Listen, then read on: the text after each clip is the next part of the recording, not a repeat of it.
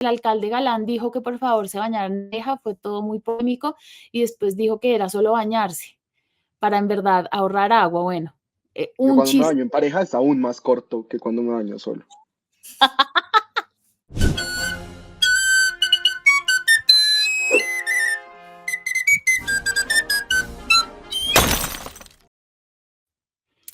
Hola a todos los acompañantes, a las acompañantes de esta Patria Boba que sintonizan todas las semanas para vernos, discutir, debatir, a veces álgidamente. La última estuvo álgida, y a estar de acuerdo y en desacuerdo más que todo, con todos los temas del ser nacional e internacional. ¿Cómo estás, Ita María? Bien, estaba buscando la manito para levantar la mano acá, pero no la encuentro en este formato porque la vez pasada interrumpí un montón. Perdóname, ¿me perdonan? Voy Te a levantar. perdonamos. Pretendía levantar la mano hoy para todas mis intervenciones, pero no encontré la manito. No hay manito acá, pero a veces él se levanta arbitrariamente cuando Andrés Caro se le ve algo, se levanta arbitrariamente. ¿Cómo estás, Algo, Cacas? algo completamente infame. Cuando yo celebro algo infame. Bueno, hoy vamos a hablar de dos temas que están en la agenda, uno nacional o más bien local y otro internacional. Vamos a hablar del racionamiento, del desabastecimiento de agua en la ciudad de Bogotá, en Colombia, en otros países del mundo, también en otras ciudades, y de lo que implican esas medidas, de cómo están siendo recibidas por la ciudadanía. Y vamos a hablar también del ataque de Irán a Israel, la respuesta, los poderes globales, cómo están reaccionando a ese nuevo suceso de la ocupación, en mi opinión, genocida de Israel en Gaza. Y más adelante quiero explicar por qué el genocidio, si puedo opinar que la incursión israelí en Gaza es genocida, porque mucha gente está regañándome por una intervención que hice en Los Danieles a raíz de esa opinión. Quiero explicarla más para que se pongan un poquito más bravos. Pero entonces antes de eso vamos a hablar del agua. ¿Hoy se bañaron, compatriotas de la antipatria boba? Mm, No, Lo peor es que sí uno se podía bañar, ¿no? Es lo más terrible. Hoy no yo había suerte. no ¿No tuve era tiempo hoy? ahorita. ¿No era Me voy a hoy? bañar. ¿No era hoy?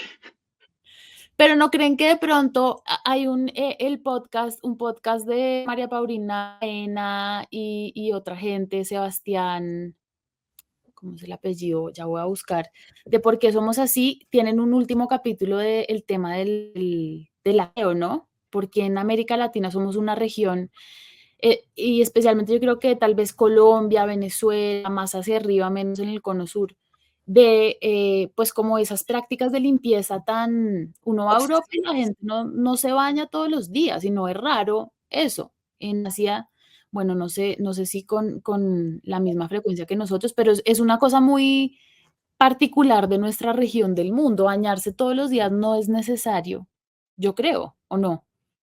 Unos cochinos. Pues necesario para qué, no sé. Yo Pues estoy para la súper de higiene, acuerdo. para la ¿Como para la higiene. supervivencia?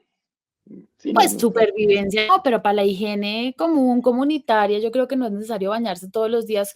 ¿Cómo han visto ustedes estas medidas? El alcalde Galán dijo que por favor se bañaran en pareja, fue todo muy polémico, y después dijo que era solo bañarse para en verdad ahorrar agua. Bueno, Yo un cuando me chiste. baño en pareja es aún más corto que cuando me baño solo.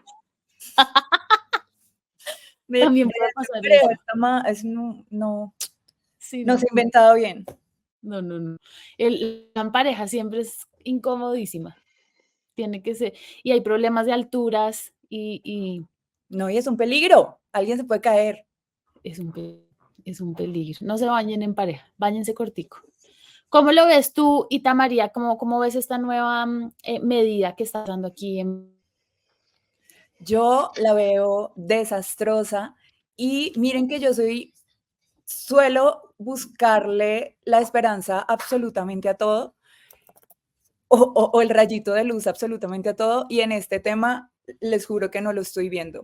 Entre más leo, entre más pregunto, entre más me informo, más desesperanzador me parece el tema del agua y es algo que supera a Bogotá, es un tema, México está igual, no Bogotá no es la única ciudad de Colombia en la que está escaseando el agua. Lamentablemente solo le estamos prestando atención al tema ahora que está afectando a Bogotá, pero hay muchos municipios en el país que viven y que están acostumbrados a vivir con una escasez igual o mayor a la que estamos experimentando ahora.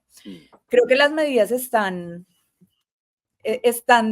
evidenciando por los datos del acueducto que son incluso contraproducentes, ¿no? La gente entra en pánico y ahorra más agua, guarda más agua para el día que no va a tener el servicio, las unidades residenciales, los conjuntos que tienen tanques no estaban preparados para no usar el tanque y volverlo a llenar.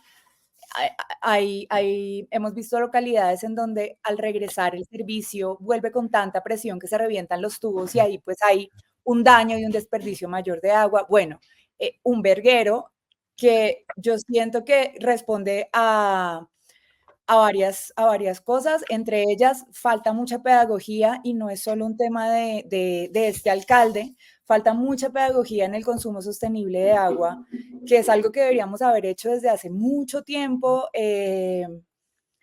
No sé, como esas campañas de lavarse las manos en la pandemia, como que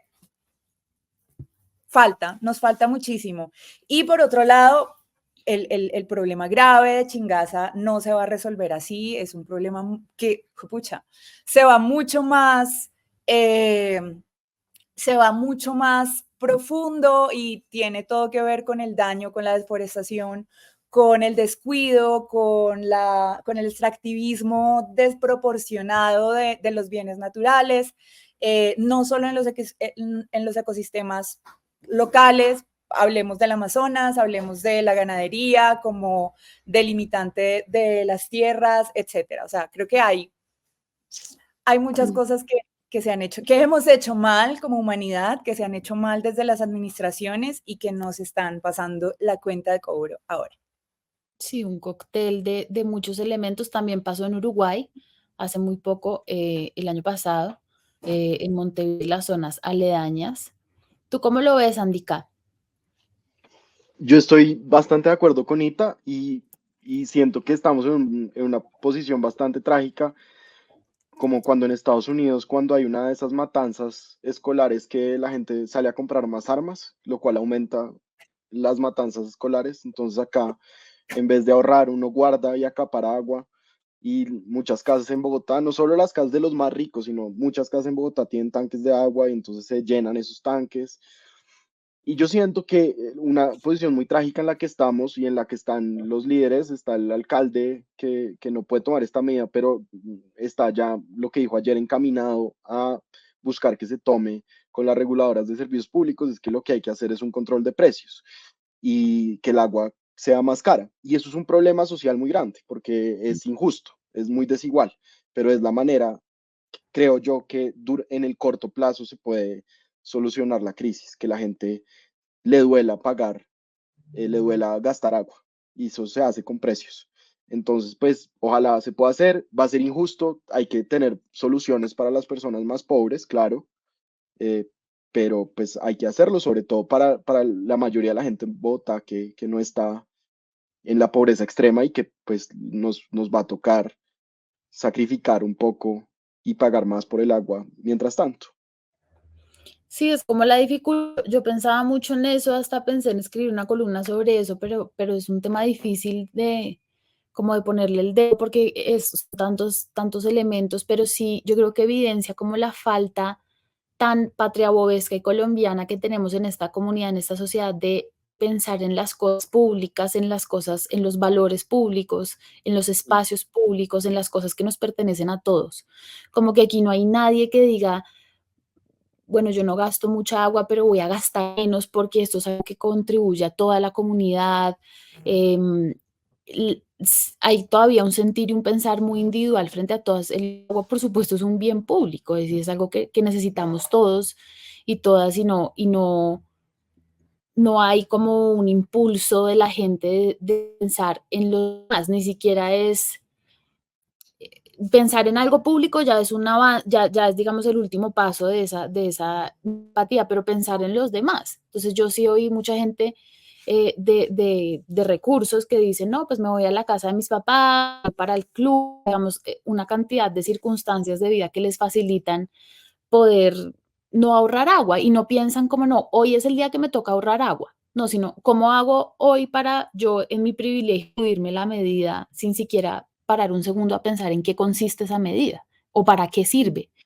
Y obviamente es que recae sobre los más, la gente de peores condiciones de vida y de menores recursos. Y yo creo que en esas comunidades, precisamente el caso que es poder pagar una cuenta de agua alta, pues sí hay unas prácticas de cuidado mucho más de cuidado del agua, mucho más amplio, Mm. que se baña encima de un balde para que esa agua en la que me bañé se recoge y se puede usar para otra cosa, por ejemplo, para trabajar el baño o mientras se calienta el agua, pues guardar esa agua.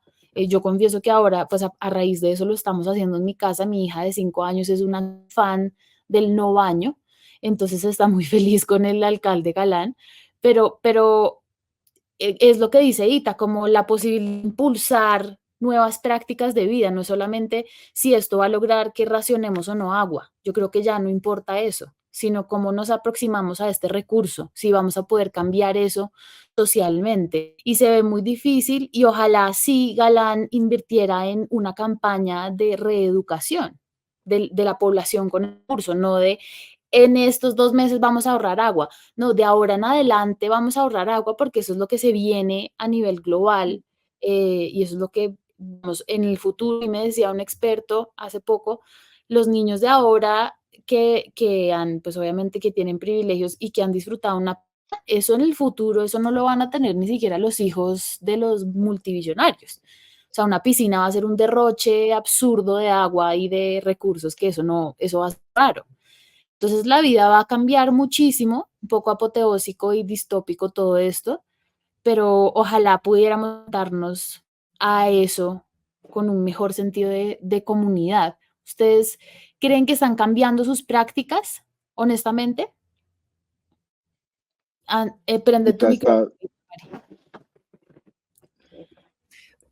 Una medida preventiva.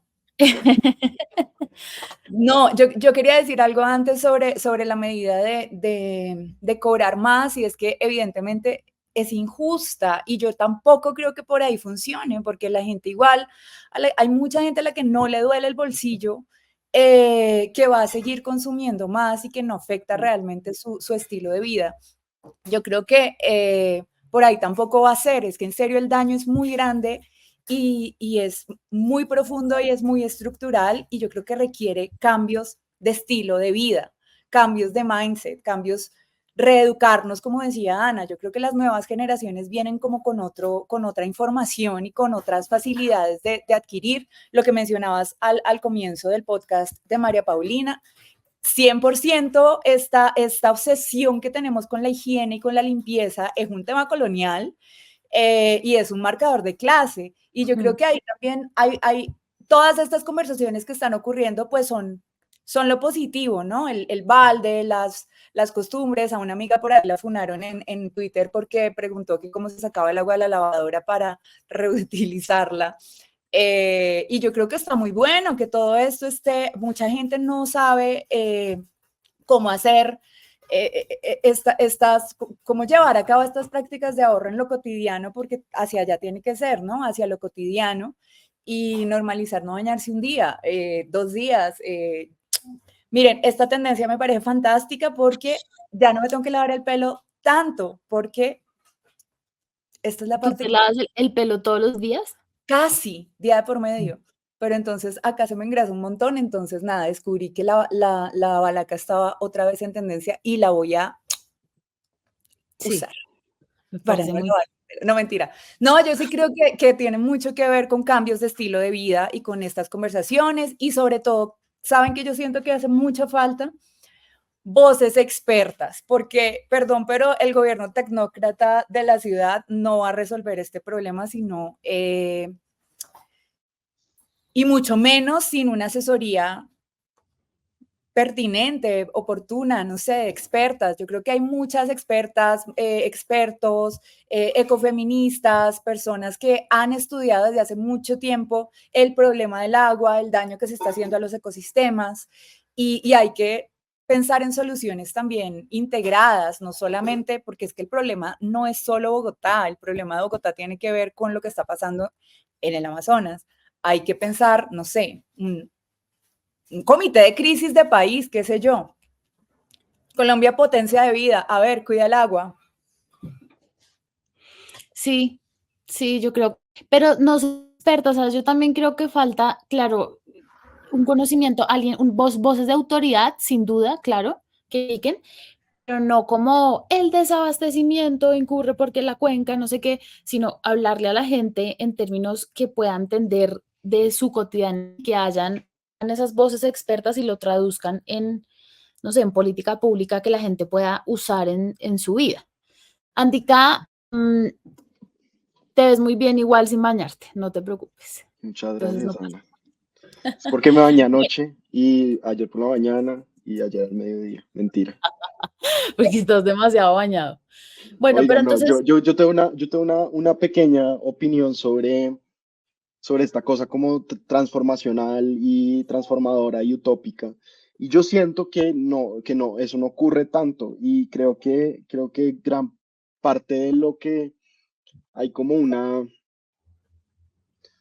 yo creo que hay que propender por sincronizar el activismo con los avances tecnológicos y que no haya, porque parte del activismo ecologista es muy apocalíptico y, y con buena razón, creo, además, con buena razón, se toman muy en serio la gravedad del cambio climático y de los fenómenos de sequías y también de inundaciones que vienen acompañados como eh, después eventualmente, lo que vemos en Dubái, lo vamos a ver en Colombia en 6 meses y después una sequía allá y etcétera, etcétera.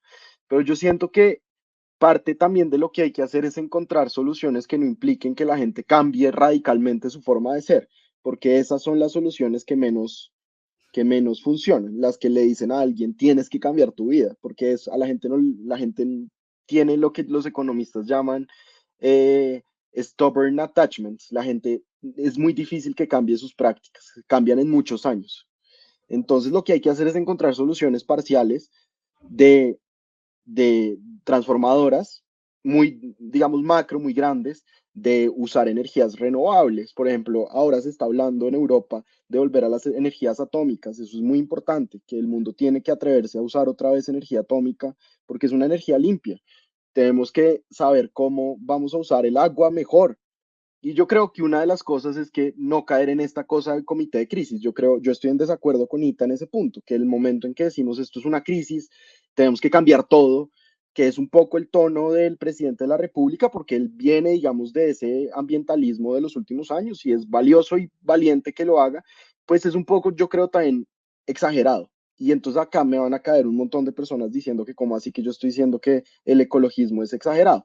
Y lo voy a decir en unos términos muy, muy sencillos.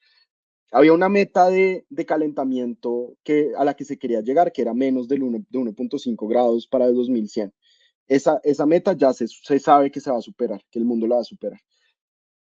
El activismo más catastrofista pensaba que íbamos a llegar al 4 o al 5 o a 5 grados. Hoy en día, al parecer, el mundo está por 2, por 2.5. ¿Eso qué significa? Que va a pasar muchas cosas malas, sin duda. Se van a secar ríos, va a haber migraciones, pero el mundo no se va a acabar. Y al parecer está ocurriendo una convergencia entre tecnología y soluciones al cambio climático un poco más rápido de lo que uno se esperaba. Hay un libro buenísimo de David Wallace Wells que se llama El mundo inhabitable, que es sobre el calentamiento global. Yo se lo recomiendo muchísimo a todo el mundo. Es un gran libro. Y David Wallace Wells, que es el periodista de cambio climático del New York Times, publicó un artículo hace 1 año y medio diciendo las perspectivas catastrofistas del cambio climático en este momento son incorrectas. Y hay que reajustar las expectativas y también hay que reajustar los cambios a la vida. Al parecer vamos a tener soluciones tecnológicas y soluciones también de mercado al cambio climático, ¿Cómo? Pues encareciendo las economías, los productos fósiles, encareciendo el uso, el desperdicio de agua. Yo creo que las piscinas no se van a acabar, yo simplemente creo que van a ser más eficientes. Y en verdad, pues es porque yo soy un optimista de pronto tecnológico, incluso liberal. Entonces, pues nada, eso era mi comentario antes de pasar a temas más Incluso, duros. incluso liberal, tú siempre eres incluso liberal, Andica, no dudes de eso. No, yo Em, sí, perdón, yo sí creo que es un escenario catastrófico y que lo hemos descuidado y ha habido un negacionismo y un abuso de los recursos constante, desigual, extractivista que nos tiene en este punto y sí creo que hay que, o sea, es una crisis, se necesitan medidas de crisis, medidas urgentes y yo sé que el cambio es súper difícil, el cambio de estilos de vida es muy difícil, pero para atender en el mediano y el largo plazo la crisis, vamos a tener que cambiar nuestras formas de consumo, no sé. Pero bueno, tema complicado.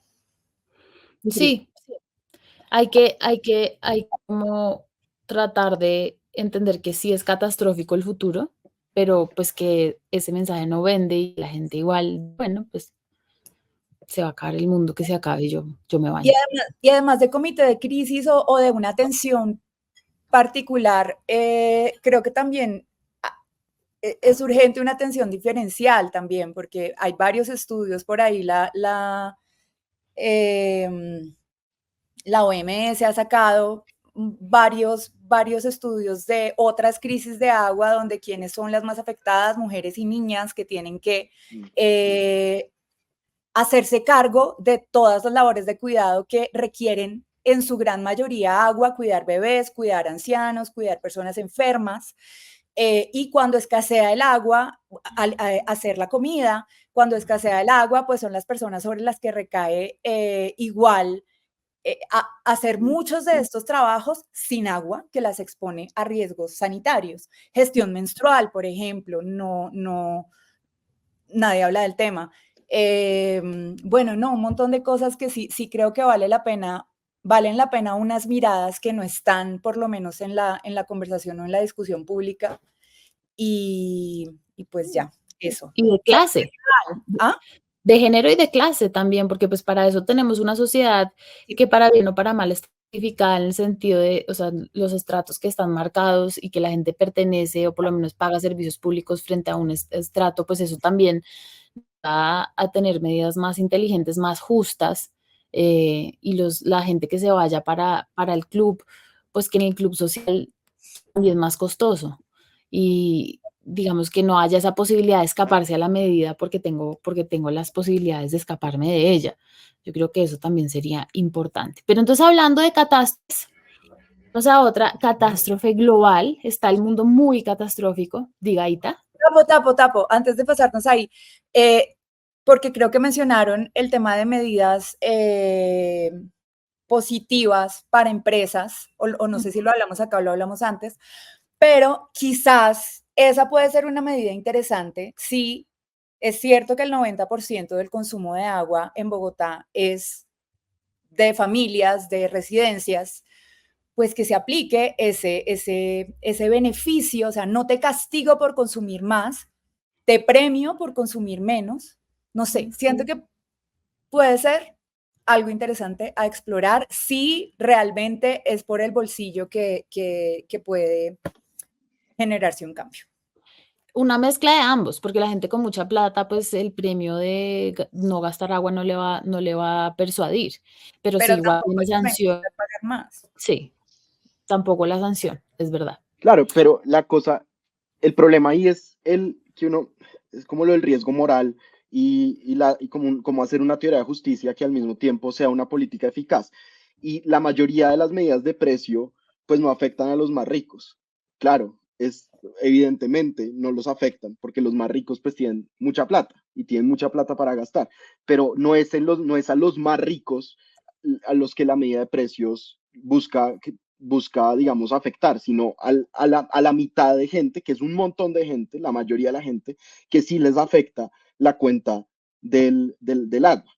Entonces, claro, uno querría en una política de justicia de agua o de justicia ecológica que realmente haya como una consecuencia incluso para los más ricos. Pero en el corto plazo, uno lo que necesita es que la mayoría de la gente deje de usar agua. Y ahí el problema no son los más ricos que van al club, lamentablemente porque son muy pocos, sino la mayoría de gente que no va al club, pero que cuando le llega la cuenta de agua, pues sí la afecta. Y que esas variaciones sí hacen que haya unas variaciones en el consumo. Entonces, creo que en las medidas de corto plazo no hay que pensar tanto en argumentos de justicia, sino en argumentos prácticos. Y después pensamos en el argumento de justicia y ojalá haya oportunidad para hacer un argumento de justicia y políticas de justicia ecológica y de justicia ambiental. Pucha, y bueno, qué difícil, pero otra cosa, perdón, para terminar este punto yo, es que definitivamente no necesitamos un alcalde que haga memes y chistes Es, puertos. es que él quiere ser súper chistoso por lo que quiere ser presidente, quiere como llegar a su estrategia de comunicaciones de soy súper cool. No, pésimo, pésimo. Yo no sé si le funcione, de cuán convincente sea él tras esa estrategia. Yo creo que a Andrés Caro le parece convincente. Te da No, risa, ¿no? no, a mí no.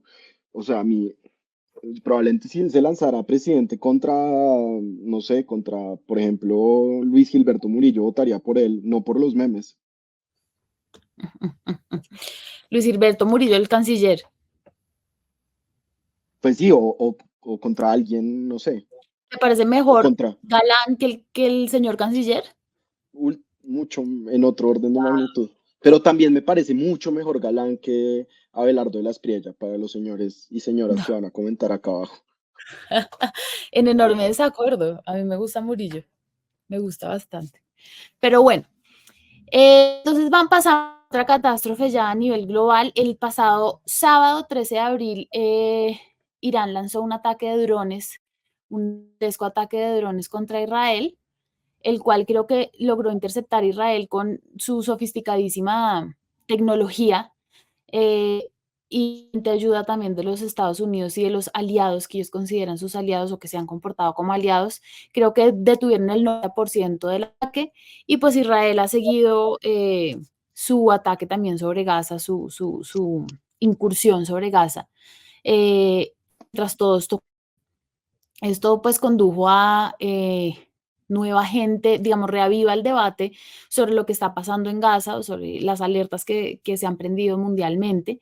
Venían de creo que pues de un rechazo grande, ya los gringos estaban rechazando con más fuerza, no mucha fuerza, pero algo de fuerza porque hubo un asesinato, pues un ataque a camiones de ayuda humanitaria del proyecto que tiene el chef José Andrés, que va a zonas de conflicto y ofrece comida. Y habían asesinado pues una cantidad de trabajadores de ese programa humanitario y había entonces generado rechazo, alguito de rechazo, un rechazo muy tímido de la gente que ha estado detrás de Israel desde la ocupación bueno, la ocupación lleva 75 años, pero desde el tema que ocurrió en octubre del año pasado, desde el ataque de Hamas a Israel.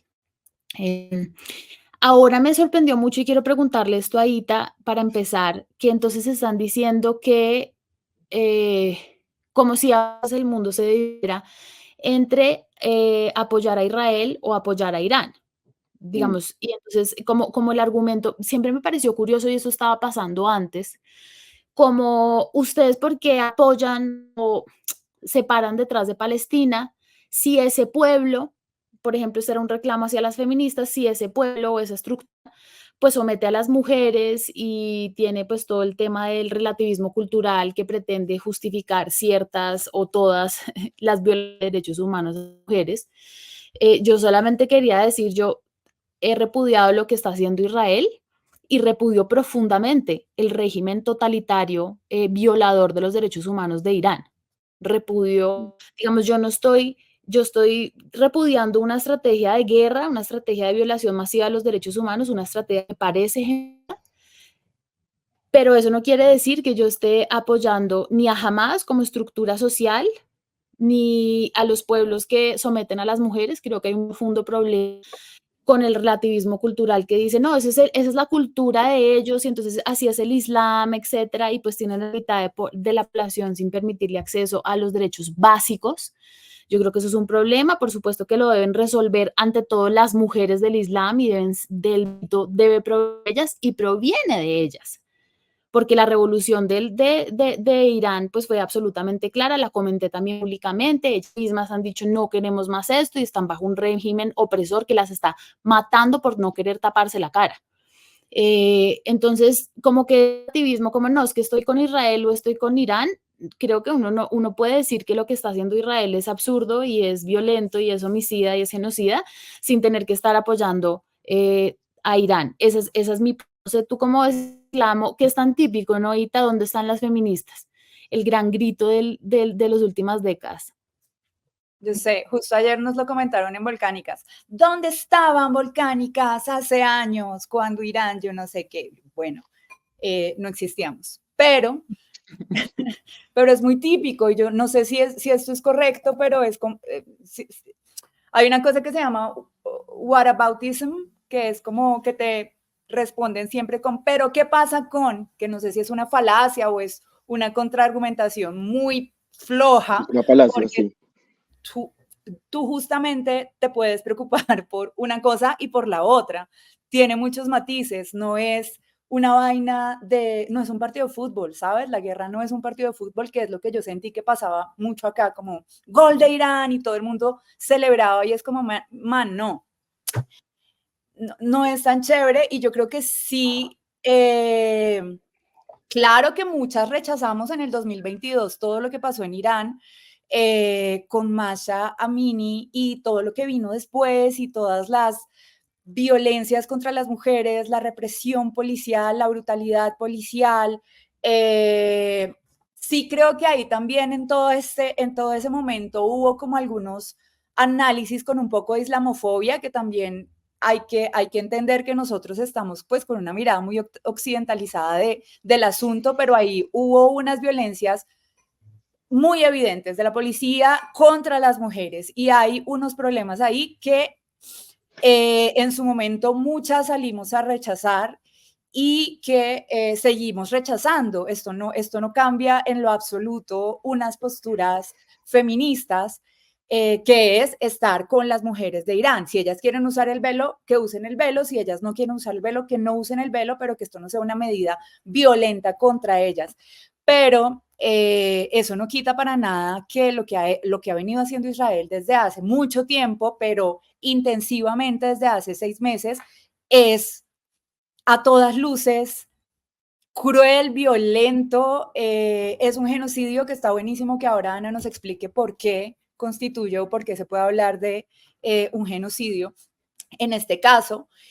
Y, y te puedes preocupar por ambas cosas y una cosa no le quita peso a la otra. Entonces yo siento que el problema aquí es que se volvió como una vaina de partido de fútbol, de hacer barras, y lo que para mí quedó en evidencia en este caso es una doble moral, porque incluso la guerra tiene códigos éticos, incluso la guerra tiene acuerdos de caballeros, porque todos son manes.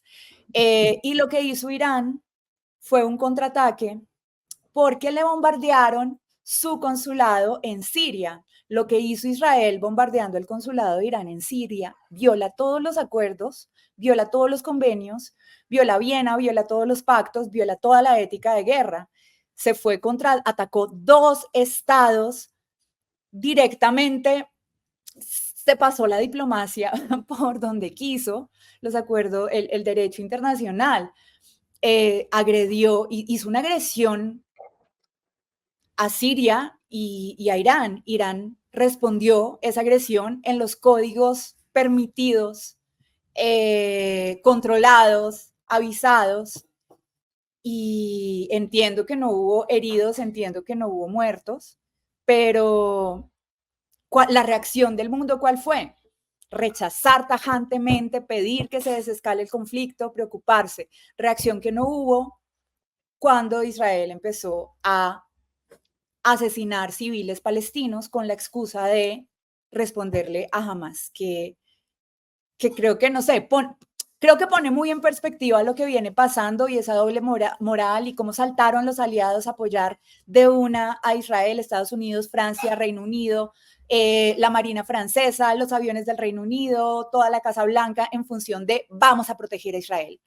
Entonces, sí, aunque no es un partido de fútbol, sí hay unos bandos muy evidentes y muy desiguales y muy doble moralistas aquí, y creo que todo el mundo sabe cuáles son los intereses que mueven esos bandos, ¿no? Andrés Caro, rompe el florero. O sea, yo estoy de acuerdo con ustedes en las dos, en la idea principal de las dos intervenciones, que es que se puede rechazar lo que está haciendo Gaza y se puede rechazar también lo que está haciendo, perdón, Israel en Gaza y lo que está haciendo y el ataque de Irán a Israel. Yo tengo también ganas de oír a Ana hablar de lo del genocidio, que es un tema en el que yo no tengo en verdad una opinión muy clara y me parece que es un tema me parece interesante oírte, Ana, pero quería simplemente como anotar una cosa, lo que dijo ahorita del ataque de Israel a digamos, edificio consular en, en Siria y parte de lo que estaba haciendo Israel en ese ataque es atacar a unos generales del ejército de la Guardia de Irán que estaban dándole armas a Hezbollah, que ataca a Israel desde el Líbano. Entonces, pues era también una acción, digamos, bélica que uno podría incluso defender en las leyes de la guerra, pero yo no voy acá a defender pues un ataque, digamos, a un consulado, aunque puede que estratégicamente haya sido importante. Yo siento que si a pesar de todo lo que ustedes han dicho, es importante decir pues que el régimen de Irán promueve activamente en sus discursos la destrucción del Estado de Israel. Digamos, dice que dice que quiere destruir el Estado sionista, como lo llaman, eh, apoya a Hezbollah, que ha matado ciudadanos de Israel desde hace 40 años, que está atacando a Israel desde el sur del Líbano. Entonces, pues es interesante ver que ya hubo un ataque directo, que era algo que se estaba esperando desde hacía muchos años. También es interesante decir que los dos bandos no son tan claros. Acá no es como el capitalismo occidental versus el mundo islámico. El mundo islámico también está dividido. La respuesta de Israel de defensa la apoyó Jordania, que es un estado musulmán, que es un estado islámico y que es un estado palestino también. Eh, la respuesta de Israel apoyó Arabia Saudita, que es un estado musulmán islámico. Entonces, el mundo islámico está dividido. Irán ha jugado sucio contra los estados musulmanes también. No es como un vecino que muchos quieran, que tiene una diplomacia muy activa incluso en América Latina, con Venezuela, con Cuba, que tiene unas políticas muy retardatarias, no solo en derechos humanos, sino en relaciones internacionales, muy oscuras, de espionaje, de hackeo. Entonces, pues no es como una cosa tan... Ustedes no están diciendo que Irán era inocente, ustedes estaban diciendo, por el contrario, que es un régimen muy aterrador contra las mujeres, también es aterrador en otros aspectos, y es un régimen además que está construyendo un programa nuclear que puede ser peligroso y muy desestabilizador. Entonces, yo no, pues digo, yo en esta pelea, yo creo que Israel tiene más razón en esto, yo creo que es víctima de un ataque como una respuesta, sí. Me parece que el gabinete de guerra que se constituyó y en el que se excluyeron a los más radicales de los políticos israelíes, está, digamos, en el gabinete de Netanyahu, que es un gabinete de derecha, se constituyó un micro gabinete de guerra más central, que sí incluye a Netanyahu, pero excluye, por ejemplo, a la gente que niega la existencia del Estado palestino. Están tomando unas decisiones que en este caso, y ahorita hablamos del ataque en Gaza, de los ataques en Gaza, respecto a Irán, me parece que están siendo por lo menos más pacientes y yo espero que esto no se escale y creo que todos deseamos que esto no se escale. Y lo de Gaza me parece otra discusión que pues seguro Ana e Ita van a pues, pues discutir o iluminar. Ilumina. No, solo una cosa, para que Ana también nos ilumine. Yo tampoco sé, no soy experta en este tema, ni en ninguno, pero ¿no les No es parece cierto eso. ¿no les parece que en Cierto. estos códigos de guerra, en todos estos acuerdos, en todos estos años que se han sentado estados para ver cómo evitar que vuelvan a ocurrir grandes guerras como las que tuvo el mundo, aunque a mí me parece que lo que viene pasando en Palestina hace rato escaló y ahí nadie ha pedido que, pues sí, muchas personas piden que desescalen, pero no quienes tienen semejante incidencia. ¿No les parece que atacar un consulado es pasarse por la galleta todas estas normas y todos estos acuerdos éticos, así como atacar civiles? O sea, entiendo que hubieron unos generales y de hecho hubo 11 muertos en el atentado al consulado, en el bombardeo que se llevó medio consulado, 7 de ellos altos mandos militares de Irán.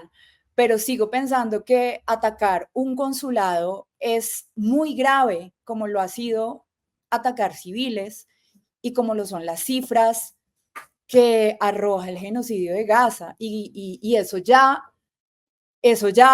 hace rato escaló. Entonces, a mí me parece muy, muy tibio de la humanidad y de las organizaciones y del mundo pedir que no escale algo cuando estamos hablando de un pueblo palestino que está viviendo en unas condiciones infrahumanas, viviendo los pocos que quedan, porque la cantidad de muertes que ha habido es absurda. O sea, para mí esto hace rato superó los umbrales de guerra, de conflicto, de escalada, de todo. No sé, ¿qué opina Ana? Sí, yo creo que pues sí, el llamado a que no escale es como todo lo que ha pasado, pues que se bombardeó un consulado, se han bombardeado jardines infantiles llenos de niños, alas de maternidad, es decir, como el consulado, pues sí, es un crimen de guerra, pero han pasado cosas más graves. Yo quería decir sobre el genocidio, porque la gente, hay una gente como que el debate público se está dividiendo entre dos cosas. Una gente que dice que es genocidio, otra gente que dice no. Obviamente, seguramente en cada uno de esos lados hay gente más o menos informada, pero creo que en términos generales hay una gente que está diciendo es genocidio sin sí como entender en qué consiste un genocidio y simplemente porque les parece un grito más grave que decir crimen de guerra o crimen de lesa humanidad, que no necesariamente. Y también otra gente que dice, el genocidio no es una opinión, el genocidio es una categoría jurídica. Ese argumento es muy falaz, porque sobre todas las instituciones jurídicas, aplicación a la vida real, pues hay opiniones y análisis y discernimientos. Básicamente a eso nos dedicamos los abogados y las abogadas. Entonces, el genocidio no es una opinión, pero pues yo sí puedo opinar si tal persona cometió un crimen con base en unos hechos. Digamos, opino frente a eso en mi calidad de experta, experto o conocedora de la materia. Entonces, como que hay, yo creo que hay un sector, y estoy sobreinterpretándose, de gente que se para con Israel, que por supuesto no son solo judíos, pero muchos de ellos sí lo son, que se sienten muy ofendidos que se use la palabra y el término genocidio para este caso, porque por supuesto fue pues un pueblo, tal vez el genocidio más claro en términos probatorios que ha existido en la historia de la humanidad, el más contado, además, digamos, del que más sabemos, por lo menos en este lado del mundo, y entonces se sienten como vulnerados. Ahora se acuse a alguien que lo hace en nombre de ellos de hacer algo igual. Pero digamos, ¿el genocidio qué es? El genocidio es un crimen que está en el artículo 6 del Estatuto de Roma. El Estatuto de Roma, que fue adoptado por la comunidad internacional el 17 de julio de 1988 en una conferencia diplomática en Roma, y ahí se adoptó la jurisdicción, el poderío de la Corte Penal Internacional sobre crímenes de genocidio, sobre crímenes de lesa humanidad, que son los crímenes contra la humanidad, y sobre crímenes de guerra, los que violan las de la guerra.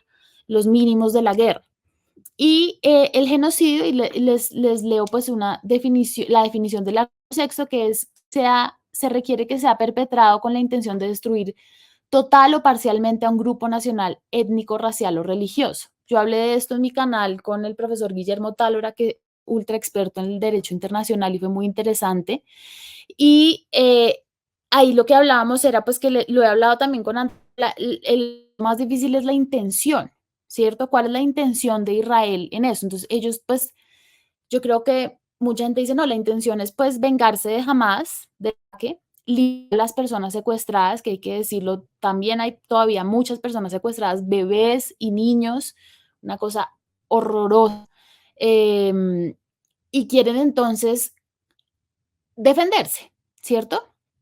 Yo creo que tal vez en octubre 10, octubre 15 del año pasado podíamos decir eso. Hoy, en abril de 2024, pues defender eso me parece que para un operador jurídico medianamente sensato no tiene razón de ser. Ahora, ¿eso quiere decir que probamos la intención? No necesariamente, en mi opinión sí. ¿Cómo se prueba la intención? Han atacado no solamente civiles, sino los civiles más desprovistos de derechos, la gente, digamos, los niños, han muerto una cantidad grotesca de niños palestinos, los madres gestantes, cuando tú atacas una sala de maternidad que no tiene ninguna injerencia en la guerra, ¿cómo vas a decir que eso no tiene una finalidad de pues evitar que un pueblo se reproduzca, que existan más personas palestinas? Han atacado pues a todo tipo de expresiones de la sociedad civil, pero además los están matando del hambre, les están impidiendo que entre el agua. Es decir, es como cercar a un pueblo para que realmente pues se apague. ¿Qué es? Entonces, alguna gente dice, no, la tendría que ser como los nazis, pues que tenían un gran plan, que escribieron cómo vamos a matar a los judíos, donde hay más judíos, y una cosa también muy alemana de ellos, un horror muy alemán, muy estructurado, vamos a hacerlo así por partes y de esta manera, y eso estaba completamente planeado, hay documentos repugnantes y discientes al respecto, pero también proviene de la sociedad civil mundial, desde la ONU, desde Human Rights Watch, desde Save the Children, una cantidad de organizaciones que dicen no hay que tener un plan que diga genocidio 2024 para que se demuestre la intención de querer erradicar a un pueblo. Entonces, ese elemento de la intención me parece que es debatible, sí, de acuerdo, es debatible, pero debatámoslo pues con los hechos, no digamos, es que el genocidio no es una opinión, no, no, no, hay unos hechos, venga y discutimos qué significan los pronunciamientos del ala más radical del gobierno de Netanyahu, del mismo Netanyahu que ha dicho públicamente unas cosas horribles. ¿Acaso eso no es una manifestación de intención de querer eliminar al pueblo? ¿Qué significan las leyes de apartheid que existen en Israel contra la población palestina, que les otorgan menos derechos de movilización, de una cantidad de cosas? Eso no, digamos, ¿cuál es el valor de eso frente a lo que piensa el Estado de Israel frente a esa población? ¿Le quiere garantizar derechos? ¿Quiere vista? Me parece, en mi opinión, que no. Lo que es doloroso de esto es que este argumento es percibido por personas como antisemitismo. Y yo he defendido públicamente una cantidad de personas que acusan antisemitismo y tienen razón. No, para nada apoyo los argumentos que van hasta el antisemitismo, no hay que hacerlo. Y además hay una cantidad, millares, si no millones de personas judías en el mundo que están rechazando lo que está haciendo Netanyahu. Esto no se trata de rechazar al pueblo judío. Me cuesta mucho una cantidad de judíos democráticos, personas preparadas, personas con privilegios, personas con capacidad de discernir. Les puede tocar el tema de Israel, como si ellos fueran responsables de lo que hace un loco allá en Israel que radicalizó a ese país, un loco corrupto además. Entonces, como que eso es lo que me parece difícil de este argumento. Es una categoría jurídica, se puede hablar de la categoría jurídica, hay puntos para discernir al respecto, pero si todo nos va a llevar a que uno está en contra del pueblo judío por acusar este horror, digamos, ellos mismos están actuando en detrimento de ellos mismos, porque esto está generando más antisemitismo en el mundo entero. Y tienen que ser las voces judías las que salgan y digan, en mí no voy a permitir que sigan cometiendo este horror. independientemente si lo llamamos crímenes de genocidio, crímenes de lesa humanidad o crímenes de guerra. Esos últimos dos sí están completamente demostrados y probados. No sé, Andy, casi me rajé. Yo estoy de acuerdo con que el problema es la intención. Creo que el debate sobre si es genocidio está en la intención y a mí no me convence el argumento de que bombardear salas de maternidad y jardines infantiles prueba la intención genocida. Creo que, creo que hace falta una parte del argumento que tú la señalaste diciendo que, pues, que eso puede indicar una intención genocida. Yo realmente no sé, porque saber la intención es un tema difícil en el derecho penal, en el derecho penal internacional. Eh, a mí me parece que además, yo no sé, llevar la discusión a si es genocidio o no, de pronto, o sea, puede ser muy útil en derecho internacional y habrá que hacerlo, pero me parece que también olvida que los crímenes de guerra son los crímenes más graves que los seres humanos hemos concebido, y los crímenes de lesa humanidad. Y ya puede haber crímenes de guerra y de lesa humanidad. Uno de los que tú mencionaste es el apartheid en Cisjordania, que me parece que ya decir apartheid pues es muy grave, es demasiado grave. Pues el derecho sí funciona como una discusión de categorías, pero también funciona como una limitación entre categorías, y para eso las tenemos. Entonces yo creo que es una discusión importante que hay que dar desde el derecho. Creo que hay cosas que son inadmisibles. Creo que el desafuero del Estado de Israel pues ya llegó a un punto en el que todos deberíamos decir que haya un cese al fuego. Mucha gente lo está pidiendo. Creo que es muy triste porque la defensa de Israel siguen los prisioneros secuestrados. Probablemente esos prisioneros ya están muertos, probablemente, incluyendo a los niños y a las mujeres. Entonces, ¿qué vamos a hacer en el futuro con una situación tan dolorosa y tan trágica? Y yo creo que lo que hay que garantizar es que pues deje de haber más muertos y más niños amputados y más asesinato de judíos en Israel por parte de Hezbollah y de Hamas. Creo que ya en este punto el liderazgo global tiene que ser hacia acabar ese conflicto antes que termine de escalar más. Y la discusión de genocidio, yo no estoy preparado yo para darla. Me parecería interesante, Ana, invitar a algún experto de derecho internacional que piense que no hay genocidio para que tú y él tengan ese debate en estos micrófonos. Creo que también hay argumentos muy buenos para decir que no hay genocidio en Israel, y que lo que está ocurriendo es otro fenómeno más parecido a una guerra convencional, que igual es muy catastrófico, la guerra. Hay que pues solo ver los bombardeos de los aliados a Alemania en la Segunda Guerra Mundial, por ejemplo, el bombardeo de Dresden o el bombardeo de Hamburgo, que mataron a cientos de miles de personas. Pero uno no dice eso es un genocidio, o de pronto sí, no sé. Hay que, mejor dicho, yo no estoy listo para dar esa pelea, ni me siento preparado para darla. Ita. Yo creo que sí es importante el término y las explicaciones que da Ana y los antecedentes que ya tenemos. Sudáfrica denunció a Israel por genocidio ante la Haya el año pasado, si no estoy mal, y entregó una serie de pruebas que creo que son muy relevantes para aclarar todo este asunto de la intención, y son las expresiones, son las formas de los soldados israelíes, son las órdenes que dan los altos mandos, y sobre todo son las cifras también, ¿no? Y creo que es importante hablar de genocidio porque se está exterminando a un pueblo, se viene perpetrando una ocupación desde 1948 y hay un apartheid. Entonces, sí creo que esto va mucho más allá de una guerra común, por decirlo así, entendiendo que la guerra no es algo tan común, o sí, no sé, lamentablemente de pronto sí, pero si hablamos de guerra, hablamos de dos estados o dos partes atacándose con un mínimo de condiciones iguales. Palestina no tiene condiciones para atacar a Israel. Palestina está siendo exterminada territorialmente, está siendo exterminada con bombardeos, está siendo exterminada con hambruna. Sí, creo que lo que está pasando ahí es algo mucho más cruel de lo que hemos visto en otras guerras que se ha minimizado y se ha querido, no sé, o sea, que haya ocurrido durante todo este tiempo tiene que decirnos que no importan esas vidas. Y estoy de acuerdo con Ana en que no puede abordarse desde el antisemitismo, porque esto no es contra el pueblo judío, esto es contra el proceder de un líder y de un Estado que está tomando unas decisiones que se pasan por la galleta en serio. De nuevo, todos los acuerdos, todos los convenios, todas las recomendaciones, etcétera.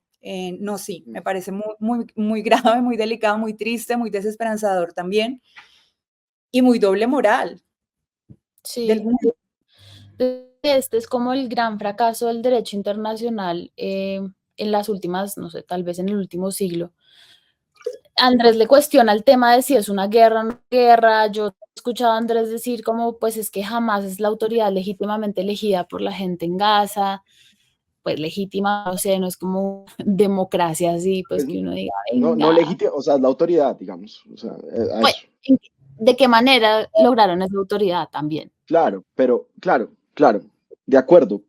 Y lo del ataque, pues digo, Israel, en verdad esto empezó con un ataque que mató a 1.200 israelíes. O sea, mejor dicho, yo no quiero acá, por ejemplo, lo que dice Ita, es una ocupación desde 1948. Eso es discutible. En 1948 hubo una guerra que ganó Israel, una guerra contra 4 estados árabes. O sea, toda la historia es más ambigua y me parece que lo que no es ambiguo, y quiero decirlo acá, y lo que no es ambiguo es bombardear hospitales, digamos, ni jardines infantiles. Pero, Universidades. pero lo que sí es ambiguo es, y en verdad es ambiguo, es si eso es genocidio o no. Eso es ambiguo, y creo que hay que también que enfrentarse a la ambigüedad de lo que está ocurriendo. Y yo siento que, por ejemplo, lo de las cifras, que es un debate que se ha dado, que ustedes dieron ahorita, entonces son 30.000 muertos. Yo no creo que el genocidio, Ana, y en esto puedo estar equivocado, el genocidio no se define por número de muertos. No. Eh, entonces, las dimensiones del número de muertos o la intención genocida. Israel puede decir, ¿saben quién tenía intención genocida probada? Jamás, que dice que quiere destruir a los judíos. Entonces, Seguramente también, puede que pero eso no es también. una defensa. No, no digo, pero es parte como de la narrativa o de la historia que uno puede contar. Eh, lo de la entrada de la comida, yo estaba leyendo un artículo que dice que el Estado de Israel está permitiendo la entrada de la comida que se le entrega a unas autoridades en Palestina y que al parecer en Gaza esa distribución de la comida es muy precaria. Yo siento, y esto me lo dijo a mí uno de mis grandes amigos, que además es una persona judía colombiana, me dijo, yo creo que lo de Gaza no es culpa de Israel, pero en este momento es responsabilidad de Israel. Y a mí me parece muy interesante, más allá si es culpa o no, que yo creo que Anaíta dicen es culpa de Israel, me parece interesante la pregunta de la responsabilidad en este punto y cómo vamos a hacer que el Estado de Israel se haga responsable de los platos rotos que está rompiendo en Gaza. Y creo que eso es una pregunta legítima que hay que hacerle. Y una cosa que es muy clara, y fíjense que hay tantos grises, yo no creo que sea, ¿cómo fue la palabra que dijo Andy K? Se me fue, no es como gaseoso, pero es debatible, es decir, no es gaseoso, los elementos están ahí, el punto es cómo los No, entiendes, yo dije ambiguo, no gaseoso. ambiguo, exacto. No ambiguo, me parece discutible, pero pues es para un lado, para el otro, hay cosas ciertas que decir o conclusiones que uno puede tomar. Y uno de los vacíos más grandes que tenemos es la cantidad de periodistas asesinados, pues porque es que están bloqueando las leyes de censura de Netanyahu y las actuaciones de censura de Netanyahu y de persecución a las voces críticas de Israel es gigantesco, de bloquear al Jazera, de estar persiguiendo al periodismo independiente que está tratando de reportar qué pasa ahí. Es decir, sí hay como también, que esto no prueba el genocidio, un deseo de hacer esto a oscuras. Y eso Hmm. pues digamos, eso ya llama a todo lo tenebroso que es esto, y también estoy de acuerdo con que nos estamos obsesionando en la discusión pública con poder decir o no genocidio. Yo también estoy de acuerdo con Ita en que eso es importante, porque en este conflicto particular, si hay un tema, un pueblo que ha sido perseguido, encarcelado, digamos, sacado también de su lugar de origen, etcétera, y que es importante para la solución de los dos estados, que pues por lo menos yo creo que es importante que se avance en un futuro en eso. Obviamente este no es el momento. Es importante decir genocidio, pero decir crímenes de lesa humanidad, crímenes de guerra es igual de grave. No, no porque uno diga genocidio o puede el genocidio es algo más grave. Han ocurrido crímenes de lesa humanidad y han ocurrido crímenes de guerra, y yo creo que sobre eso, en mi opinión, si no hay debate. Ita. De acuerdo con Ana. Y sobre lo que decía Andy de culpa y responsabilidad, también estoy de acuerdo. En este momento, la culpa creo que pasa a un segundo plano, pero el daño no, el daño y el hacerse cargo, y sobre todo detener el daño y reparar todo este daño que se ha hecho, tiene que estar en el centro de la conversación. Prioridad, pararlo. Y en segundo lugar, repararlo. Y ahí creo que es evidente que Israel tiene responsabilidad y tiene que hacerse cargo. Bueno, de acuerdos. Somos una gente muy civilizada. Juan Felipe, puedes pasar por favor los comentarios. Hubo muchos comentarios. Creo que estamos incentivando a la gente a comentar sobre la patria. Dice: lo que observo aquí es que bueno, quería hablar de esto, es que lo que piensa Coronel es lo que piensa Ana Bejarano. No veo pensamiento crítico en Ana Bejarano. Álvaro, mire, no hay un solo día de mi vida que no me impute a mí que pues soy una señora que hace todo lo que le dicen los señores de su vida. Mi vida sí está muy llena de señores, no solo por los Danieles. Yo también trabajo con mi papá hace 10 años litigando, y yo creo que es parte de mi y profundo con Electra. Yo soy muy de esa, sí, yo vivo rodeada de señores, de jueces, de abogados, de fiscales, digamos, esa es mi vida, pero se lo prometo que todos mis errores son imputables a mí misma. Es decir, yo no pienso algo porque me diga Daniel Coronel, ni me lo diga mi papá. Toda mi estupidez, ella. Constanza dice: soy una joven de 62 años, me encanta Patria Boba, creo que es muy importante oír sus voces y hacer una escucha activa y crítica. Constanza, qué juventud tan hermosa, muchas gracias. Javier dice: Álvaro Uribe no es un capítulo de La Patria Boba, es una temporada completa. Andy K. va a tocar. La peor. ¿Cómo? ¿Vamos a hacer un capítulo de Álvaro Uribe? Sí, yo creo que sí deberíamos hacer un capítulo de Álvaro Uribe. ¿Será que hacemos el próximo capítulo de Álvaro Uribe, a menos que algo extraordinario ocurra? Que casi Para no pasa en diseccionar el Colombia. juicio. Pues yo creo que él, como todo, ¿no? El juicio y todo. Puede ser, si no pasa algo nuevo, otro evento canónico. Exacto, cuente con eso.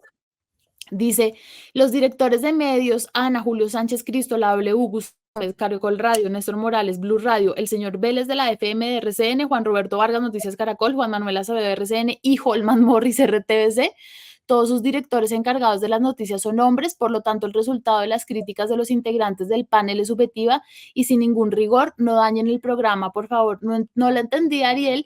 Solo quería decirle: yo no soy directora de este medio, de ninguno además. En ninguno estoy dirigiendo.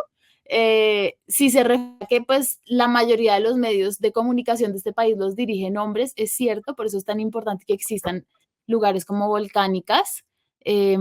Bueno, Semana lo dirige una mujer. Es la primera directora mujer de ese medio de comunicación. Ese tampoco. La silla vacía, ¿no? La silla vacía, ¿cierto? Sí, Andy K, ¿cierto? Cecilia, ¿cómo se llama? La señora, la periodista de CMI, Cecilia Orozco, que pues se va a retirar, pero lo dirigió De muchos Noticias años. 1. Ya se De retiró. Noticias 1. Ya se retiró, sí. Sí. Indy dice: hoy sentí que hablaron como extranjeros de la patria. Es un halago, me alegraron la tarde. Wow. No sé qué quiere decir. No entiendo, pero gracias. Qué tibios estos tres, dice alguien Gutiérrez. Yo creo que el capítulo pasado nos pasamos de no tibios, de calientes. Sí. Qué hijo de puta capítulo tan aburrido, dice Random Penguin, Random. ¿Tiene razón? ¿Será? ¿Será toda la editorial? Random. No nos, cuidado, ¿Será ¿no? que la dice? ¿Será? Nos están mandando Eh, mensajes. Se hace falta cuarta voz, hagan una convocatoria para fans. Wow, ¿cómo sería Uy, eso? Oigan, ¿vieron lo de Rivas y lo de Canal Capital y el lunes? ¿Eh? Cancelaron el programa. ¿Ah, sí? otra vez. Ay, no había visto eso. Yo tampoco. Qué tristeza. Uy, Sí, traigamos a Rivas. No, mentira, Rivas ya está en presunto. invitemos arriba, pero entonces necesitamos a alguien más de la cuerda de Andica, ¿o no? Un fan, Pues ¿ya? Alfredo no era propiamente de mi cuerda. Por eso, para equilibrar más. Ah, ¿Saben qué me encantaría a mí? Una mujer goda, conservadora, No, qué para saber, desgaste. para No. saber, pero no conozco muchas, a decir verdad, o por lo menos no locales. Creo que hace falta eso. Y fíjate, Ita, que eso, por ejemplo, en Argentina, todo el wokeismo y toda la corrección política y todo, después se dieron cuenta que hay una cantidad de mujeres que no le van a eso y que se tomaron las elecciones legislativas y que se tomaron también apoyando a mí, es decir, porque no estén, porque no se muestren no quiere decir que no sean voces que existan. No, Por obvio ejemplo, que existen. Mira, María Fernanda Cabal acaba de decir que sí quiere ser presidenta y que reafirmó quiere que Colombia sea como Argentina. Lo dijo explícitamente que quería hacer lo mismo que estaba haciendo Milei en Argentina. que sacar una perfecto. cantidad, tumbar leyes por decreto, dijo. O sea, Tumbar lo leyes. Ah, dijo así. Sí. Creo que lo sacó el espectador o el tiempo, no estoy segura, pero por ahí está el video. Fuertes Espectador. declaraciones, amiga. Sí, ella también es una figura política muy interesante. Si se lanza, le dedicamos un capítulo de la POA, por favor. No, pues total, y bueno, y esto evidencia que no es suficiente que haya mujeres en las direcciones ni de los medios ni ocupando la política, porque esto no garantiza que no sean extensiones patriarcales. Sí, la representación es otra cosa. Es importante, pero es otra cosa. Bueno, patriotas, que no se bañen, que anden por ahí tranquilos y tranquilas. Y nos vemos en una semana en la OA. Suscríbanse, comenten. Chao.